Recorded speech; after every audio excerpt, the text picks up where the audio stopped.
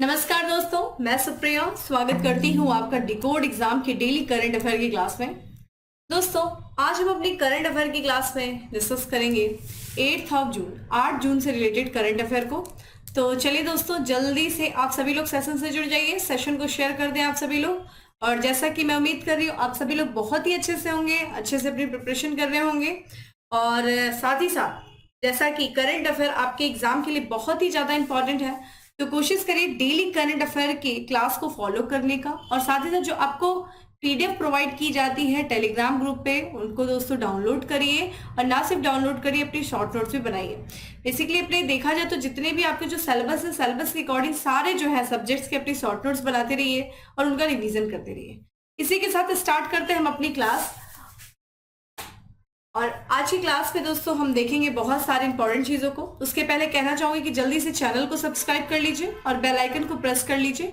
इससे आपको चैनल से रिलेटेड हर क्लास की वीडियो का प्रॉपर नोटिफिकेशन मिलेगा और आपकी कोई भी क्लास मिस नहीं होगी। स्टार्ट करते हैं दोस्तों अपनी क्लास। और आज की क्लास में हमारा सबसे पहला प्रश्न है कि निम्न में से किस राज्य सरकार ने एमएसएमई यानी कि माइक्रो स्मॉल मीडियम इंटरप्राइजेस के लिए मेधा पंजीकरण अभियान शुरू किया है। तो एक तरीके से ध्यान रखिएगा, पंजीकरण अभियान शुरू किया गया है एमएसएमई के लिए किस राज्य सरकार के द्वारा। दोस्तों ऑप्शंस आप देख रहे हैं, जब भी मैं क्वेश्चंस रीड करूं तो साथ ही साथ आप लोग आंसर भी देते हुए रहा करिए।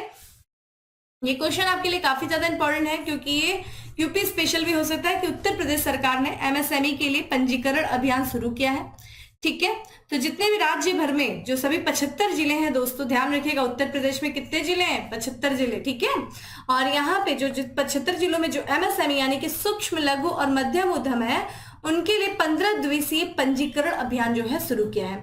ये जो 15 दिवसीय पंजीकरण अभियान है दोस्तों, इसकी शुरुआत की जाएगी 15 जून से और लगभग 30 जून तक जो है ये रजिस्ट्रेशन जो है चलेगा। अभियान का बेसिकली उद्देश्य देखिए क्या है, लगभग 15 लाख जो है एमएसएमई को कवर करना, उनको रजिस्टर करना। ठीक है, जो अभी तक एमएसएमई उद्यम पोर्टल पर पंजीकृत नहीं है। ध्यान रखिएगा, जो एमएसएमई पोर्टल चलाया जाता है ठीक है गवर्नमेंट के द्वारा, उस पे जो रजिस्टर्ड नहीं, जो पंजीकृत नहीं है, उनको जो है लगभग 14 लाख एमएसएमई को कवर करा जाएगा, उनको उनका पंजीकरण किया जाएगा। ठीक है, इससे क्या फायदा होगा, लाभ क्या होगा इस पंजीकरण से। तो जितना भी एमएसएमई को जो है एमएसएमई सेक्टर से संबंधित जो सरकारी योजनाएं दोस्तों सरकार के द्वारा लाई जाती है, राज्य सरकार के द्वारा, उन सरकारी योजनाओं का लाभ मिलने में काफी ज्यादा मददगार साबित होगा इस पंजीकरण से। अगर हम बात करें पूरे राज्य में, ठीक है, उत्तर प्रदेश में जो 75 जिले हैं उसमें लगभग 90 लाख से अधिक जो है एमएसएमई सक्रिय हैं। लेकिन अगर हम पंजीकरण के मामले में देखा जाए तो मात्र 90 लाख में से मात्र 14 लाख ही जो क्या है पंजीकृत है, रजिस्टर्ड है। ठीक है, गवर्नमेंट के कौन से पोर्टल पे, एमएसएमई उद्यम पोर्टल पे। तो सरकार ने भी टारगेट रखा है कि ये जो 15 दिनों का अभियान चलाया जाएगा, इसके तहत और भी 14 जो लाख एमएसएमई को कवर किया जाएगा। अच्छा, एमएसएमई यानी कि सूक्ष्म लघु मध्यम उद्यम यानी कि माइक्रो स्मॉल मीडियम इंटरप्राइजेस।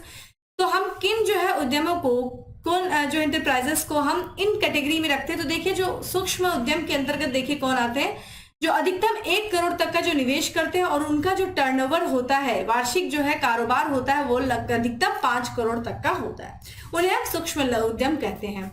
वहीं देखिए लघु उद्यम की बात करें तो जो उनका निवेश होता है, इन्वेस्टमेंट अधिकतम देखिए 10 करोड़ तक का होना चाहिए, लेकिन वो जो वार्षिक टर्नओवर उनका होता है वो एक वर्ष में 50 करोड़ रुपए तक का होना चाहिए। तो ऐसे उद्यम को लघु उद्यम कहते हैं। वही बात करें मध्य उद्यम की दोस्तों, तो इसके तहत जो 20 करोड़ तक का निवेश होता है और 100 करोड़ रुपए तक का वार्षिक कारोबार जो है किया जाता है। ठीक है, तो ये चीज ध्यान रखिएगा दोस्तों। तो ये हम लोगों ने इंपॉर्टेंट चीजें देखी। आइए उत्तर प्रदेश से रिलेटेड कुछ और भी तथ्य देख लेते हैं जो हाल फिलहाल में चर्चा में था। जैसे कि 13वीं हॉकी इंडिया सब जूनियर पुरुष राष्ट्रीय चैंपियनशिप 2023 जीती। किसने जीती दोस्तों, उत्तर प्रदेश हॉकी ने जीता है। वही बात करें राज्य में शिक्षकों की भर्ती के लिए शिक्षा सेवा चयन आयोग गठित करने का फैसला किया, किसने किया, उत्तर प्रदेश ने किया। तो उत्तर प्रदेश में जो है शिक्षकों की भर्ती के लिए एक आयोग गठित किया गया जिसका नाम है शिक्षा सेवा चयन आयोग। ठीक है, बच्चों के लिए डिजिटल कार्ड, हेल्थ कार्ड बनाने वाला पहला जो राज्य बना है दोस्तों वो कौन है, उत्तर प्रदेश, मोस्ट इंपॉर्टेंट। वहीं देखा जाए डिजिटल ग्रामीण शिक्षा को बढ़ावा देने के लिए पहल योजना प्रारंभ की गई है उत्तर प्रदेश सरकार के द्वारा। तो पहल योजना देखिए किससे संबंधित है दोस्तों, डिजिटल ग्रामीण शिक्षा को बढ़ावा देना। ठीक है, उद्देश्य भी पूछा जा सकता है ये। तो ये था कुछ जो इंपॉर्टेंट देखा जाए उत्तर प्रदेश से रिलेटेड चीजें। अब बात करते हैं हम अपने अगले प्रश्न की। अगला प्रश्न है कि राष्ट्रपति द्रौपदी मुर्मू को किस देश के सर्वोच्च नागरिक सम्मान से सम्मानित किया गया है? तो किस देश के सर्वोच्च नागरिक सम्मान से दोस्तों सम्मानित किया गया राष्ट्रपति द्रौपदी मुर्मू को? ऑप्शंस दोस्तों आप देख रहे हैं और इसका करेक्ट आंसर है बी, ठीक है, सूरीनाम। तभी देखा जाए हाल ही में जो है राष्ट्रपति द्रौपदी मुर्मू 2 देशों की राजकीय यात्रा के लिए रवाना हुई हैं। पहला देश देखिए सूरीनाम, जो कि दक्षिण अमेरिका का ये देश है, और सर्बिया जो कि यूरोप की कंट्री, ठीक है। इन 2 देशों की यात्रा के लिए राष्ट्रपति जी रवाना हुई।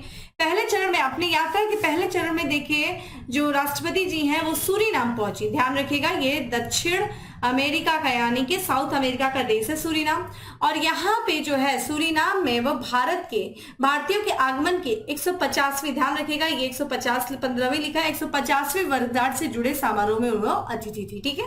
इसी दौरान देखा जाए तो वहां के जो राष्ट्रपति, सूरीनाम के जो राष्ट्रपति हैं यानी कि सूरीनाम ने राष्ट्रपति द्रौपदी मुर्मू को अपने सर्वोच्च नागरिक सम्मान grand order of the chain of yellow star से सम्मानित किया, ठीक है, जिससे कि यह पुरस्कार प्राप्त करने वाली यह पहली भारतीय बन गई। ध्यान रखिएगा सूरीनाम की जो सर्वोच्च सम्मान है, नागरिक सम्मान grand order of the chain of yellow star से राष्ट्रपति जी सम्मानित की गई, और ऐसा जो है पुरस्कार, इस देश से पुरस्कार प्राप्त करने वाली ये पहली भारतीय भी बन गई। इसके पहले कोई भी, चाहे प्रधानमंत्री रहे हो चाहे राष्ट्रपति रहे हो, कोई भी अभी तक सूरीनाम के सर्वोच्च नागरिक सम्मान से सम्मानित नहीं किया गया था।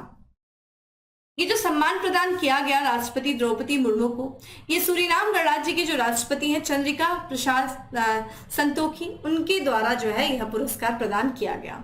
इसके बाद अगर हम देखें इनकी यात्रा के दूसरे चरण यानी कि 7 से लेकर के 9 जून, ठीक है, अभी इस समय देखिए राष्ट्रपति जी सर्बिया में है, ठीक है, सर्बिया यात्रा पे है। और ध्यान रखिएगा भारत के किसी भी राष्ट्रपति की यह पहली सर्बिया यात्रा, अभी तक किसी भी राष्ट्रपति ने सर्बिया की यात्रा नहीं की थी। तो ये इंपॉर्टेंट आपसे पूछा जा सकता है कि किस देश के द्वारा, ठीक है, राष्ट्रपति जी को सर्वोच्च नागरिक सम्मान grand order of the chain yellow star से सम्मानित किया गया? तो ध्यान रखिएगा सूरीनाम। चूंकि हम बात करें सूरीनाम, तो आइए देख लेते हैं, जो कि हमने बताया ये साउथ अमेरिका का देश है, और यहाँ पे आप देख सकते हैं सूरीनाम, जिसकी देखा जाए जो सीमाएं लगती है, देखिए अगर हम सामुद्रिक सीमा की बात करें तो अटलांटिक सागर से इसकी सीमा लगती है। बाकी ये 3 देशों से घिरा हुआ है। अगर हम देखें पश्चिम की तरफ तो गुयाना, दक्षिण की तरफ ब्राजील, और पूर्व की तरफ देखें दोस्तों तो फ्रेंच गुयाना, जो कि फ्रांस की एक छोटी सी उपनिवेश टाइप का। सूरीनाम की बात करें दोस्तों तो इसकी जो राजधानी है वो है पारामौरिबो। यहाँ की जो मुद्रा है, करेंसी, वो सूरीनाम डॉलर है, और राष्ट्रपति जिनका नाम है चंद्रिका प्रसाद संतोखी, ठीक है। तो ये कुछ इंपॉर्टेंट चीजें थी सूरीनाम से संबंधित। अब बात करते हैं दोस्तों अपने अगले प्रश्न की। अगला प्रश्न है कि हाल ही में कहा यूनिवर्सल पोस्टल यूनियन का क्षेत्रीय कार्यालय की स्थापना की गई है? तो कहाँ पे किया गया है दोस्तों यूनिवर्सल पोस्टल यूनियन के क्षेत्रीय कार्यालय की स्थापना? ऑप्शंस आप देख रहे हैं, ये प्रश्न भी अपने आप में इंपॉर्टेंट है, क्योंकि ये जो यूनिवर्सल पोस्टल यूनियन का जो क्षेत्रीय कार्यालय स्थापित किया है दोस्तों, ये किया गया है नई दिल्ली में, ठीक है, इसलिए ये इंपॉर्टेंट है।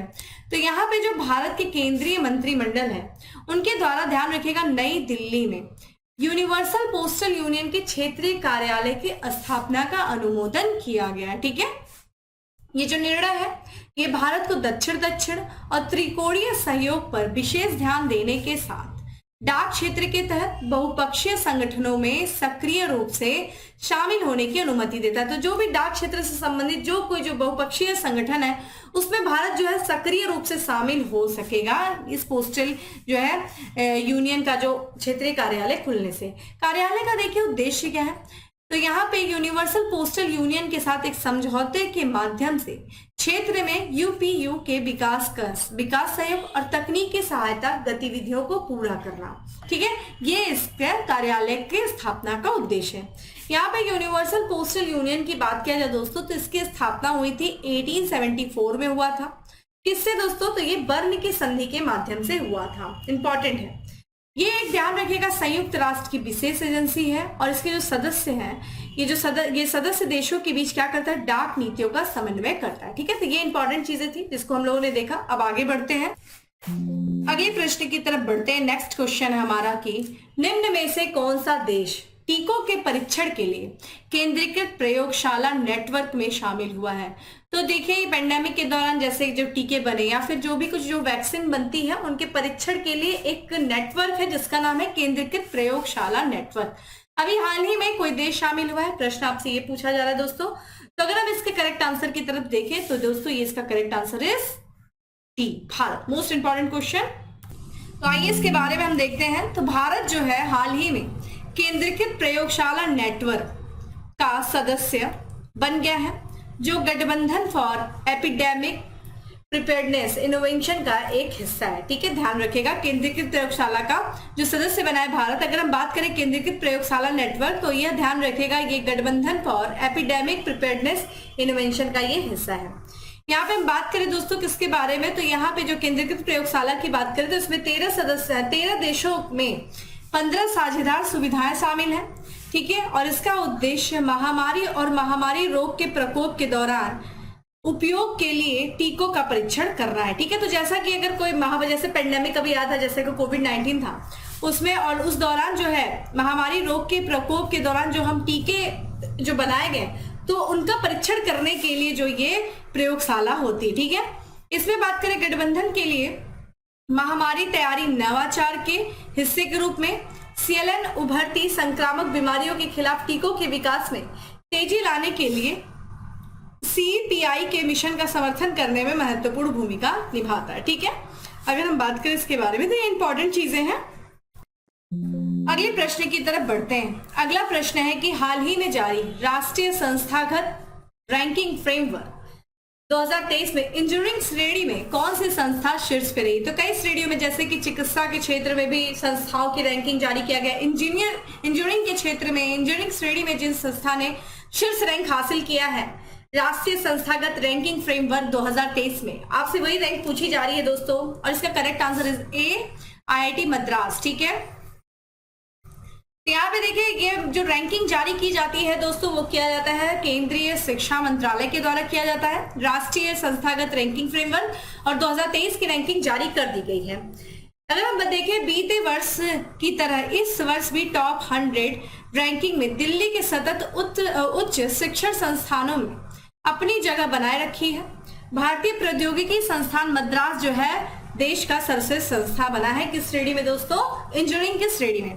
अगर हम इस वर्ष ओवरऑल रैंकिंग में देखें दोस्तों तो IIT जो दिल्ली है वो तीसरे स्थान पे है, एम्स जो है छठे पे है, JNU की बात करें जवाहरलाल नेहरू यूनिवर्सिटी की तो वो 10वें पे है, जामिया मिलिया इस्लामिया की बात करें तो 12वें पे है, दिल्ली यूनिवर्सिटी जो की बात करें 22वें पे है, और DDTU की बात करें तो 61वें स्थान पे। जामिया हमदर्द की बात करें दोस्तों तो ये 78वें स्थान पे है। यहाँ पे अगर हम चिकित्सा की श्रेणी में देखें दोस्तों, ठीक है, तो यहाँ पे अखिल भारतीय आयुर्विज्ञान संस्था यानी कि एम्स नई दिल्ली को नेशनल इंस्टीट्यूट रैंकिंग फ्रेमवर्क में सर्वश्रेष्ठ चिकित्सा संस्थान चुना गया। तो एम्स जो है, एम्स नई दिल्ली का, उसे जो है इस चिकित्सा जो श्रेणी में प्रथम स्थान मिला है।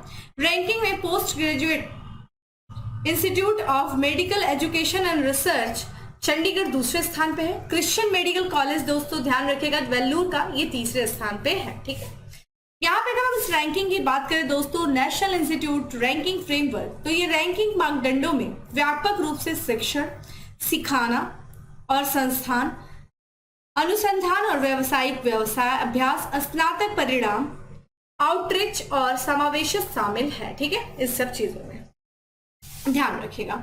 तो यहाँ पे हमने देखा कि इंजीनियरिंग के क्षेत्र में भारतीय प्रौद्योगिकी संस्थान IIT, चिकित्सा के क्षेत्र में एम्स दिल्ली ने जो है शीर्ष स्थान हासिल किया है।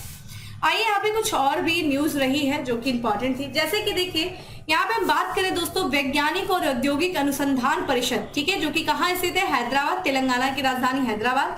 ठीक है, उस जो इस परिषद का एक सेलुलर और आणविक जीव विज्ञान केंद्र है, जिसने कि देखा जाए एक वैश्विक अनुसंधान समूह के साथ क्या किया है, समझौता किया है, और उसी वैश्विक अनुसंधान समूह के साथ मिल करके अनुवांशिकी के लिए चैट जीपीटी की तर्ज पर एल्गोरिदम विकसित कर रहा है। ठीक है, तो यहाँ पे चैट जीपीटी के तर्ज पर एल्गोरिदम विकसित किया जा रहा है किसके द्वारा दोस्तों, तो ये वैज्ञानिक और औद्योगिक अनुसंधान परिषद का सेलुलर और आणविक जीव विज्ञान केंद्र जो कि हैदराबाद स्थित है।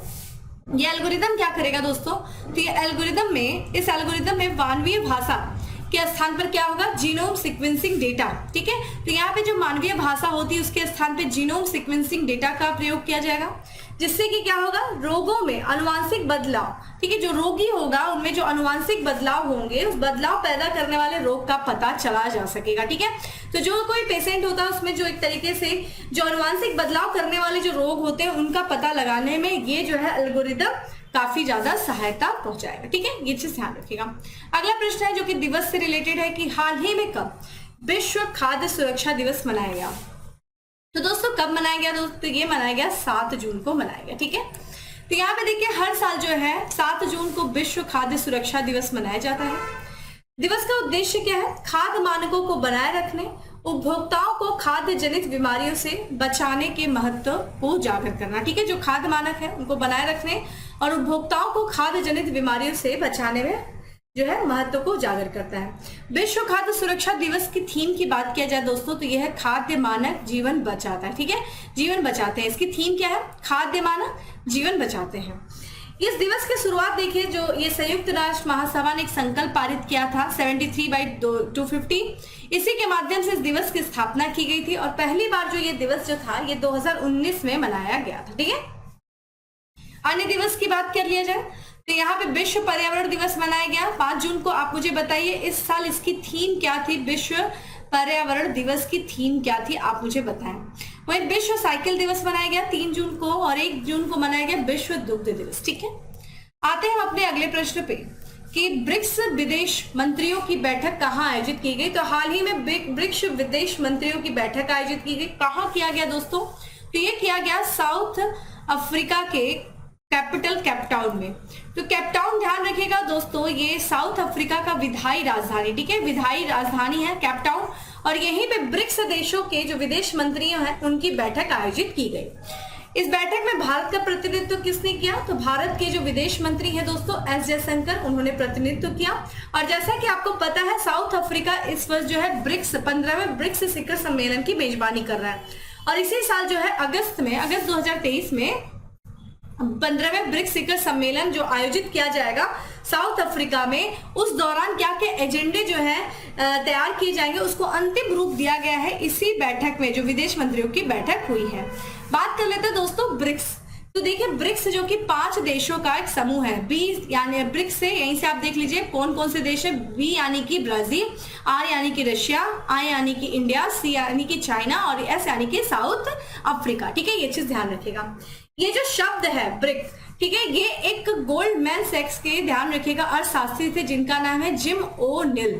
ठीक है, इन्होंने 2001 में ब्रिक जो है शब्द की गणना की थी या फिर ब्रिक जो समूह है इसकी स्थापना, इसकी अवधारणा प्रस्तुत किया था। उस समय ब्रिक था दोस्तों क्योंकि साउथ अफ्रीका उस समय शामिल नहीं था क्योंकि 2001 में, लेकिन 2010 में जो है साउथ अफ्रीका के शामिल होने के बाद ये संगठन ब्रिक्स नाम से जाना गया।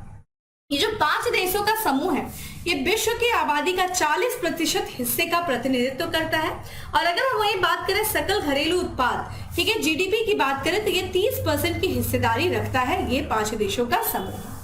2014 में बात करें दोस्तों तो ये जो 6वां ब्रिक्स शिखर सम्मेलन आयोजित किया गया था ब्राजील के फोर्टालेजा में, उसी दौरान ध्यान रखिएगा इन ब्रिक्स देशों के नेताओं ने एक जो है बैंक की स्थापना करने के लिए समझौते पर हस्ताक्षर किया जिसका नाम था एनडीबी यानी कि नया विकास बैंक, न्यू डेवलपमेंट बैंक। ठीक है, ये समझौता हुआ था 6वें ब्रिक्स शिखर सम्मेलन में ब्राजील के फोर्टालेजा में। तो आइए बात कर लेते हैं नया विकास बैंक, न्यू डेवलपमेंट बैंक के बारे में। इसकी स्थापना 15 जुलाई 2014 को हुई थी। मुख्यालय चीन के शंघाई में है।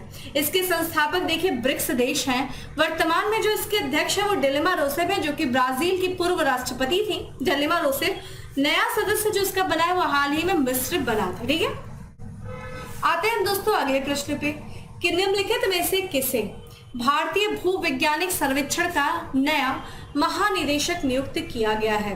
तो भारतीय भूवैज्ञानिक सर्वेक्षण का महानिदेशक जनार्दन प्रसाद को नियुक्त किया गया। ठीक है, तो यहां पे अगर हम बात करें दोस्तों तो ध्यान रखिएगा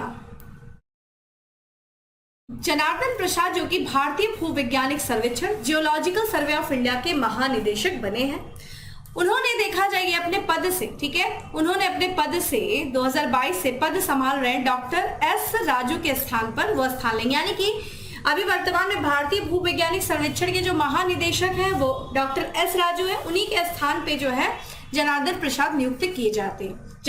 भारतीय भूवैज्ञानिक सर्वेक्षण की बात करें दोस्तों तो इसकी स्थापना जो हुई थी 1851 में हुई थी। और यहाँ पे ध्यान रखिएगा ये किस मंत्रालय के अधीन आता है दोस्तों, तो खान मंत्रालय भारत सरकार के अधीन ये कार्य करता है।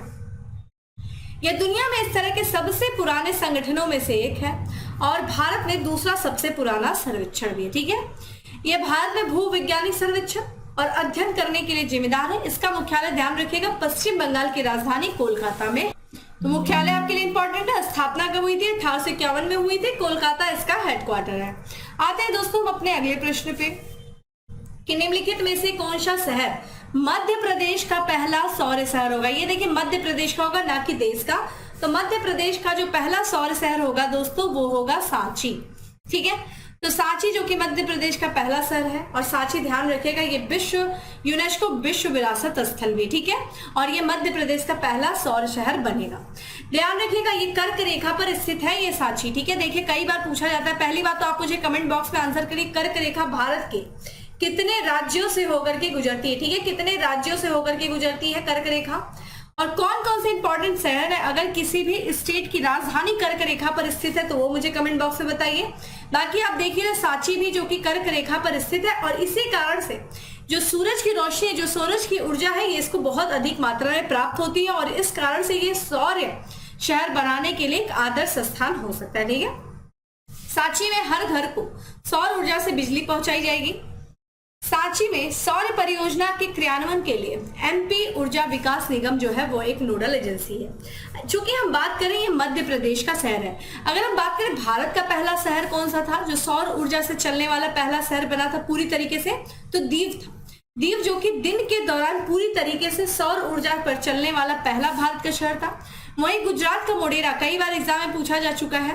मोढेरा जो है वो पूरी तरीके से सौर ऊर्जा पर चलने वाला भारत का पहला गांव था, ठीक है। शहर गांव ध्यान रखिएगा। आते हैं आज के लास्ट एमसीक्यू पर कि किस राज्य सरकार ने लिंग समावेशी पर्यटन नीति आई को मंजूरी दी है, ठीक है। तो ये लिंग समावेशी पर्यटन नीति को मंजूरी देने वाला जो राज्य है वो है महाराष्ट्र, ठीक है। तो महाराष्ट्र राज्य मंत्रिमंडल ने पर्यटन उद्योग में महिलाओं को सशक्त बनाने के प्रयास में आई नामक लिंग समावेशी पर्यटन नीति के क्रियान्वयन को मंजूरी दिया है। तो ये ध्यान रखिएगा आई जो है चूंकि एक लिंग समावेशी पर्यटन नीति है जिसके क्रियान्वयन को महाराष्ट्र राज्य मंत्रिमंडल ने मंजूरी दिया है। यह नीति पर्यटन निदेशालय और महाराष्ट्र पर्यटन विकास निगम के माध्यम से लागू की जाएगी। नीति का समर्थन करने के लिए दूरसंचार विभाग के भीतर एक महिला पर्यटक प्रकोष्ठ की स्थापना की जाएगी और इसके अतिरिक्त इसके अलावा देखा जाए तो विशिष्ट पर्यटन स्थलों पर महिलाओं की बाइक टैक्सी सेवा शुरू की जाएगी, ठीक है। ये चीज ध्यान रखिएगा। तो ये हमने कुछ इंपॉर्टेंट चीजें देखी। अब बात करते हैं कुछ और भी करंट अफेयर की जो कि स्टेट अदर स्टेट से यूटी से संबंधित है। जैसे कि हम बात करें जम्मू कश्मीर में स्थित किश्तवाड़ में उत्तर भारत का प्रमुख पावर हब बनाया जाएगा जो लगभग 6000 मेगावाट बिजली पैदा करेगा। तो उत्तर भारत का जो प्रमुख पावर हब बनेगा वो किश्तवाड़ में बनेगा जम्मू कश्मीर में। महाराष्ट्र की बात करें दोस्तों तो केंद्रीय राज्य मंत्री कपिल पाटिल ने हाल ही में महाराष्ट्र के ठाणे जिले में स्थित भिवंडी तालुक में भारत के पहले कार्बन तटस्थ गांव के विकास की घोषणा की है। तो भारत के पहले कार्बन तटस्थ गांव के विकास की घोषणा की गई है ठाणे जिले में, ठीक है। ठाणे जिले में जो स्थित है भिवंडी तालुक। तो ये था आज का हमारा 10 MCQ। अब बात करते हैं दोस्तों फैक्ट्स ऑफ द डे की। फैक्ट्स ऑफ द डे में जो हमारा सबसे पहला फैक्ट्स है कि विश्व मौसम विज्ञान संगठन के अध्यक्ष बने हैं दोस्तों कौन? अब्दुल्ला मेंडोज, ठीक है। वही बात करें हाल ही में विमोचित पुस्तक Kathakali dance theatre a visual narrative of sacred Indian mind के लेखक कौन है दोस्तों? के गोपाल कृष्ण। द हिंदू ग्रुप की नई अध्यक्ष बनी है निर्मला लक्ष्मण। वही विश्व बैंक के 14वें अध्यक्ष के रूप में पदभार ग्रहण किया है दोस्तों किसने? अजय बंगा। कई बार आपसे बताया जा चुका है, ठीक है। वही the time higher education the education impact ranking 2023 के अनुसार भारत के सर्वोच्च स्थान वाला विश्वविद्यालय के रूप में चुना गया कौन दोस्तों? अमृता विश्व विद्यापीठन कोयम्बटूर। तो ये था दोस्तों आज का हमारा करंट अफेयर। उम्मीद करती हूँ आपको अच्छा लगा हो तो लाइक कर दीजिएगा, लोगों के बीच शेयर कर दीजिएगा। और डेली करंट अफेयर की दोस्तों जो पीडीएफ है वो आपको टेलीग्राम ग्रुप पे अवेलेबल होगी, जिसका लिंक आपको डिस्क्रिप्शन बॉक्स में दिया हुआ है। तो जाइए डाउनलोड करिए, ना सिर्फ डाउनलोड करिए बल्कि साथ ही साथ अपनी शॉर्ट नोट्स बनाइए। चलिए फिर मिलेंगे दोस्तों अपने अगले सेशन में, तब तक के लिए bye, have a good day, stay safe and stay happy.